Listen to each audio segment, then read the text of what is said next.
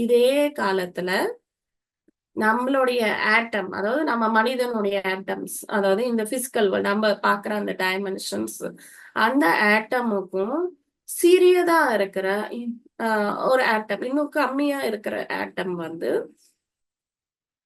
இன்னமும் கனமான பொருளா இருந்தாலுமே நம்மளுடைய ஆட்டம் சைஸ விட அது ரொம்ப கம்மியா இருக்கிறதால அத வந்து நம்ம இப்போ உணர முடியல. இன்ஃபேக்ட் இங்க வந்து ஒரு மலைப்பகுதி இருக்கலாம்.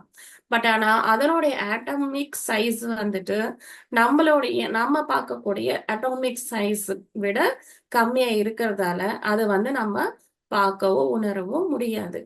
சோ அந்த மாதிரி தான் உங்களுக்கு வந்து உணர்தல் அப்படின்றது அதிகப்படுத்திட்டா நெறைய வந்து அ உங்களுக்கு வந்து நெறைய டிஸ்டர்பன்ஸ் ஆயிடும். ப வேற ஒரு விஷயங்களையும் நீங்க உணர்ற மாதிரி ஆயிடுவீங்க. ஸோ, அதே மாரி நீங்க பார்க்குற திறனும் உங்களுக்கு அதிகப்படுத்தி குடுத்துட்டா என்ன ஆகும்னா, நீங்க ஸ்பிரிட்ஸ்லாம் பார்க்கலாம். அந்த மாரி அ உலகத்துக்கு அதீதமான விஷயங்கள்லாம் நீங்க பார்க்கலாம்.